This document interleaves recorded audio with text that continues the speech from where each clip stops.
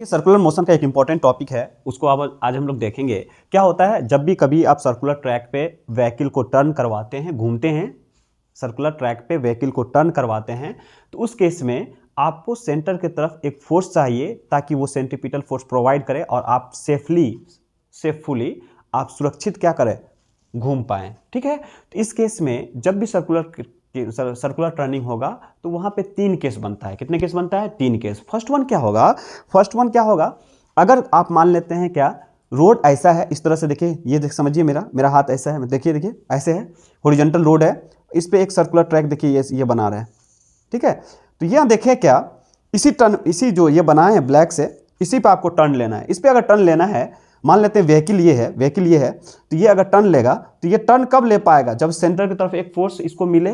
तो सेंटर की तरफ फोर्स जो मिलेगा इस केस में, जब रोड कंप्लीटली हॉरिजॉन्टल रहेगा, यानी कुछ इंक्लाइंड नहीं रहेगा, तो सिर्फ फ्रिक्शन फोर्स लगेगा। कौन सा फोर्स लगेगा पहले क्लियर कीजिए? फ्रिक्शन लगेगा, जो इसको सेंट्रीपिटल का फोर्स प्रोवाइड करेगा, सेंट्रीपिटल फोर्स प्रोवाइड करेगा। लेकिन कभी कभी क्या होता है, रोड को बेंड करते हैं, उस केस में हो सकता है फ्रिक्शन भी हो सकता है और बैंकिंग ऑफ रोड का केस भी हो सकता है। लेकिन सिर्फ रोड क्या हो, ऐसे क्या हो, कुछ एंगल पे इंक्लाइंड हो हॉरिजॉन्टल के साथ, लेकिन फ्रिक्शन लेस हो, यानी फ्रिक्शन नहीं हो, तो वो ओनली बैंकिंग का केस कहलाता है। तो यहां पे लिखे हैं सर्कुलर टर्निंग के केस में 3 केस बनता है। सर्कुलर टर्निंग आपको लेना है तो फर्स्ट ऑफ ऑल डिफिनेशन में लिखा हुआ है, there must be one force which is acting towards the centre of circular track which will provide the centripetal force. अगर सर्कुलर टर्निंग आपको करना है, सर्कुलर ट्रैक पे चलना है, तो एक फोर्स मस्ट लगना चाहिए सेंटर के टुवर्ड्स, जो सेंट्रीपिटल का काम करे। तो सेंट्रीपिटल का काम एक क्या हो सकता है, फ्रिक्शन केवल कर सकता है, या बैंकिंग ऑफ रोड हो सकता है, या बैंकिंग प्लस फ्रिक्शन दोनों हो सकता है। तो यानी 3 केस बनता है। तो इसमें से फर्स्ट केस देखेंगे, सर्कुलर ट्रैक पे टर्निंग लेना है, लेकिन ऐसे सिर्फ हॉरिजॉन्टल रोड है, कुछ एंगल पे नहीं है, तो क्या होगा, ये व्हीकल जब चलेगा तो सिर्फ क्या, यहां पे एक फ्रिक्शन फोर्स लगेगा, जो इसको सेंटर के टुवर्ड्स सेंट्रीपिटल फोर्स प्रोवाइड करेगा। क्लियर है?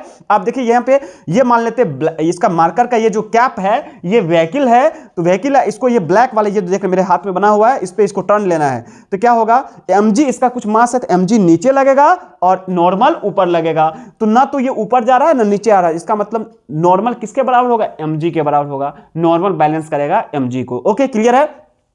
लेकिन फ्रिक्शन फोर्स जो यहां पे होगा, फ्रिक्शन फोर्स सेंटर के टुवर्ड्स लगेगा, जो सेंट्रीपिटल फोर्स प्रोवाइड करेगा। क्लियर है? इतना आपको डन है, याद रखना है इतना। क्लियर है? अब देखिए क्या, यहां पे देखते हैं वनली क्या होता है, सर्कुलर टर्निंग लेना है, लेकिन सिर्फ फ्रिक्शन लगे, तो फ्रिक्शन के लिए कंडीशन बताए हैं, नॉर्मल mg को बैलेंस करेगा, और क्या होगा, सेंटर के टुवर्ड्स जो फोर्स लगेगा वो फ्रिक्शन फोर्स लगेगा। यहां पे लिखेंगे here in this case friction force acting towards the center of track, track के सेंटर के ट्रैक, विच विल प्रोवाइड, जो कि प्रोवाइड सेंटर के, विच विल प्रोवाइड, जो प्रोवाइड क्या करेगा, provide centripetal force, which will provide centripetal force. कौन सा फोर्स? सेंट्रीपिटल फोर्स, जो कौन सा फोर्स प्रोवाइड करेगा? Centripetal force. हम बताए हैं सर्कुलर टर्निंग के केस में सिर्फ ये सिंगल फ्रिक्शन का केस है, क्योंकि रोड बैंकिंग नहीं है। बैंकिंग का मतलब होता है रोड ऐसे टर्न, कुछ एंगल पर इंक्लाइन नहीं है, सिर्फ रोड हॉरिजॉन्टल है, तो यहां पे सिर्फ फ्रिक्शन लगेगा सेंटर की तरफ, जो सेंट्रीपिटल फोर्स क्या करेगा, प्रोवाइड करेगा। अब देखो यहां पे क्या होगा, यहां पे देखना है क्या, हियर सिंस नॉर्मल अभी बताएं आपको, यहां पे क्या रखेंगे, ये व्हीकल है तो mg नीचे लगेगा, नॉर्मल ऊपर लगेगा, तो बताइए क्या नॉर्मल किसके बराबर होगा? mg के बराबर होगा। क्लियर है? क्लियर है? ये डन है, ये डन है। ओके, और दूसरा केस क्या याद रखना है आपको, फ्रिक्शन फोर्स क्या होता है, वी नो दैट, हम क्या जानते हैं, we know that F static is equal to, F static friction less than equal to होता है म्यू एन, किसके बराबर होता है? म्यू एन के बराबर। और एक बात और हम जानते हैं, इस केस में फ्रिक्शन फोर्स जो होगा, स्टैटिक फ्रिक्शन, ये सेंट्रीपिटल का रोल प्ले करेगा। किसका रोल प्ले करेगा? फ्रिक्शन फोर्स किसका रोल प्ले करेगा यहां पे? सेंट्रीपिटल का। तो यहां पे देखिए फ्रिक्शन फोर्स की जगह आप क्या लिख सकते हो, बताओ? फ्रिक्शन फोर्स की जगह आप लिख सकते हो, फ्रिक्शन फोर्स किधर लग रहा है? सेंटर की तरफ, तो इसको आप FC लिख सकते हैं। क्या लिख सकते हैं? FC less than equal to mu into N. अब देखिए फ्रिक्शन FC क्या होता है? mv square by R. आपको ये पहले से बताया है सर, पहले से बताया हमको, FC का वैल्यू होता है mv स्क्वायर बाय आर होता है, या दूसरा फॉर्मूला होता है m omega square. M omega square into R होता है, M omega square into R होता है। कैपिटल आर लिखें, कैपिटल लिख दीजिए, क्लियर है। तो यहां पे M V square by R less than equal to mu into N का वैल्यू कितना लिखेंगे बोलिए, एम जी के बराबर। तो एम से एम हो गया कैंसिल, तो वी का value V square by V square is equal to less than equal to क्या हो जाएगा, mu g into R, mu g into R. अब बताइए क्या होगा, भी लेंगे तो लेस देन इक्वल टू हो जाएगा under root mu R g. इस फॉर्मेट में याद रखना सही है। तो इसका मतलब है क्या, वेलोसिटी जो होना चाहिए सिर्फ वेलोसिटी, अगर आप टर्निंग लेना चाहते हैं इस केस में, सिर्फ फ्रिक्शन अगर लग रहा है तब, रोड बैंक नहीं है तब, तो आपका वेलोसिटी का मैक्सिमम वैल्यू होना चाहिए भी less than equal to under root mu R g लिखा हुआ है। मतलब मैक्सिमम कितना हो सकता है, म्यू आर जी का अंडर रूट के बराबर या इससे छोटा, भी लेस देन है या इक्वल टू है। मतलब क्या मैक्सिमम कितना हो सकता है, भी मैक्सिमम का वैल्यू आपको हो सकता है इक्वल टू, क्योंकि इससे छोटा हो सकता है या इसके बराबर हो सकता है, म्यू आर जी इसके बराबर आपको हो सकता है। तो याद रखना है जब भी सर्कुलर टर्निंग लेंगे सिर्फ फ्रिक्शन रहेगा तो इस केस में क्या होगा, maximum safest speed, safe speed से अगर आप चलना चाहते हैं तो मैक्सिमम स्पीड इतना ही कर सकते हैं आप, इससे ज्यादा करेंगे तो हो सकता है आप गिर जाएंगे, स्कीडिंग हो जाएगा आपका, ठीक है, आप ट्रैक छोड़ देंगे। क्लियर है, आई होप कि अब दूसरा केस हम लोग लेंगे, ठीक है। अब दूसरा केस हम लोग देखते हैं।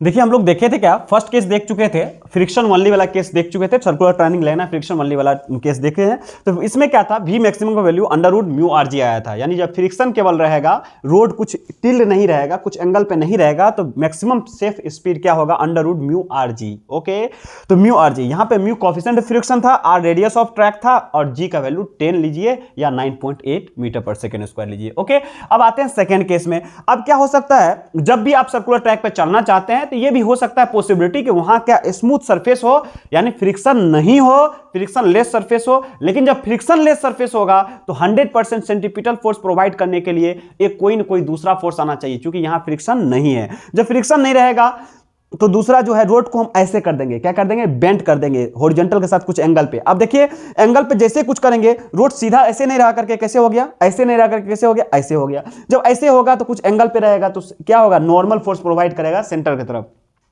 नॉर्मल का एक कंपोनेंट सेंटर की तरफ लगेगा, क्या लगेगा, एक कंपोनेंट सेंटर पर। क्यों, चूंकि फ्रिक्शन नहीं है सर, इस केस में ओनली बैंकिंग लिखे हैं, बैंकिंग लिखे हैं तो मतलब फ्रिक्शन नहीं है।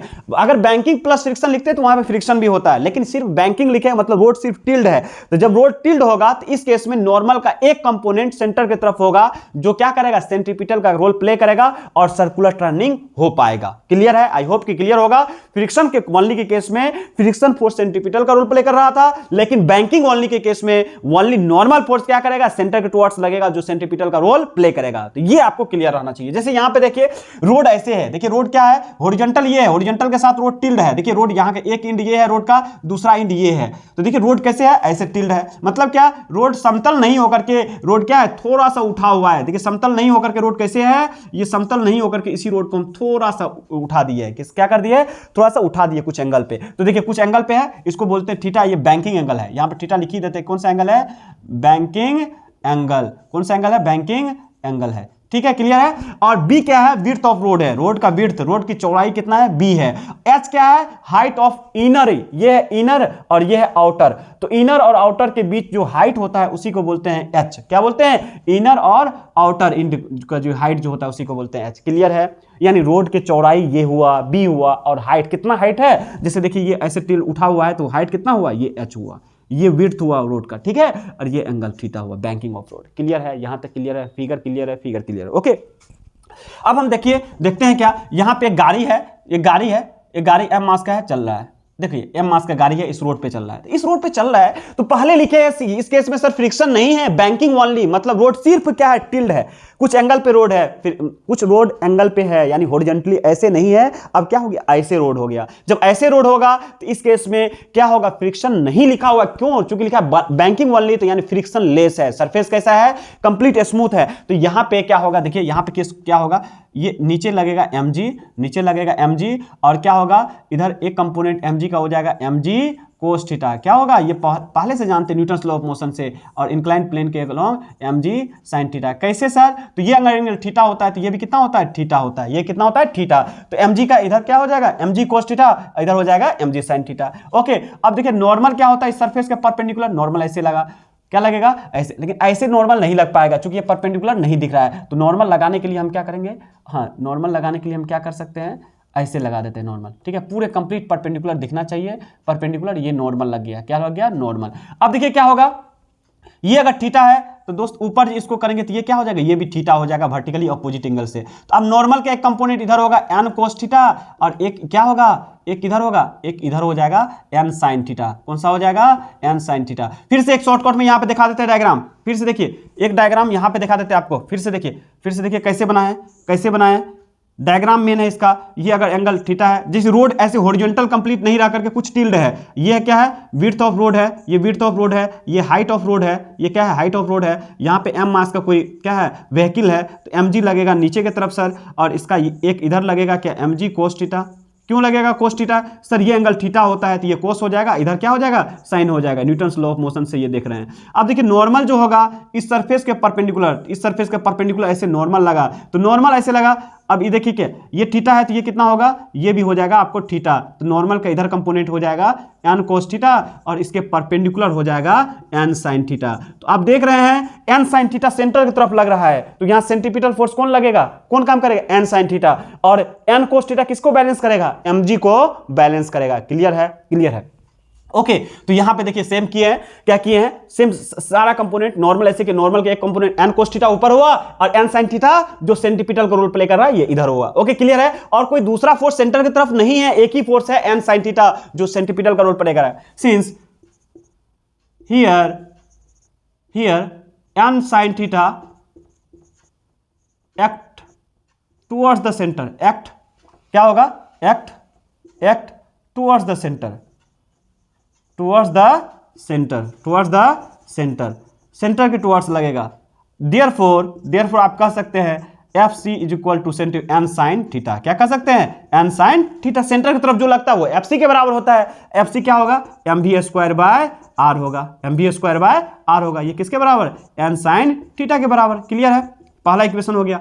दूसरा बताइए, ये ऊपर वाला N sine N cos theta किसके बराबर होगा, एम जी के बराबर। तो लिखेंगे दूसरा एम जी किसके बराबर होगा, एन कॉस थीटा के बराबर। देखिए एन कोस थीटा ऊपर लग रहा है, एम जी नीचे लग रहा है, तो एन कोस थीटा किसको बैलेंस करेगा, एम जी को बैलेंस करेगा। ये हो गया इक्वेशन दूसरा। तो दोनों इक्वेशन को आप रेशियो ले लीजिए, दोनों इक्वेशन को रेशियो ले लीजिए, पहला और दूसरा को। फर्स्ट इक्वेशन बाय सेकंड, जैसे ही करेंगे आप तो एम से एम हो जाएगा cancel, M V square by R एक है, और नीचे में आएगा M g is equal to N sine theta by N cos theta. यहाँ पे देखिए एन से एन हो गया कैंसिल, और एम से एम हो गया कैंसिल, तो ये हो जाएगा V square by R g is equal to tan theta. क्या हो जाएगा, टेन थीटा। अब इसी में जब आगे आप बढ़ाएंगे तो वी स्क्वायर का वैल्यू हो जाएगा आर जी टेन थीटा। क्या हो जाएगा, आर जी टेन थीटा। अब इसको भी निकालेंगे तो अंडर रूट हो जाएगा are g tan theta.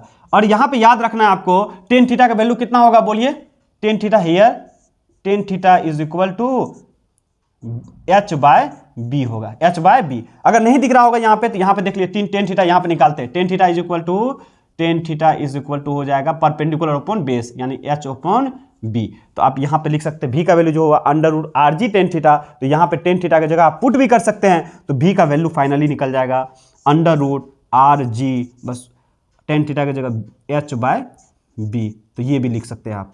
I hope कि क्लियर होगा आपको। और सारा लिख दिए हैं। एच क्या होगा, एच हाइट है इनर और आउटर विड्थ का, इनर और आउटर के बीच का हाइट है, बी विड्थ ऑफ रोड हुआ, आर रेडियस हुआ, जी क्या हुआ, acceleration due to gravity. Thank you.